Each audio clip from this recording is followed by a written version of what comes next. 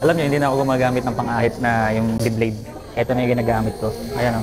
Kahit saang lugar, pwede ako makapag-ahit. Tingnan nyo to ha. Itong bigodi ko na to ha. Ito matatanggal niya.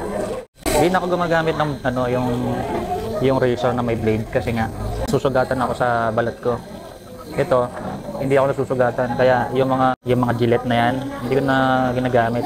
Hindi na ako gumagamit nun. Kasi kung isa kayo sa parang mga sensitive yung balat, ito perfect sa inyo to. Effect ba?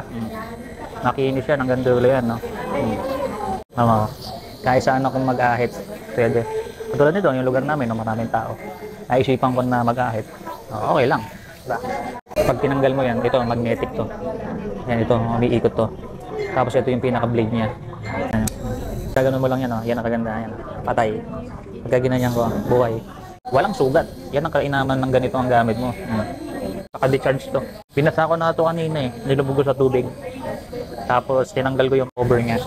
Ito, tinanggal ko siya. Ang galing, hindi siya nasira. Ganda oh. Napaka-portable lang.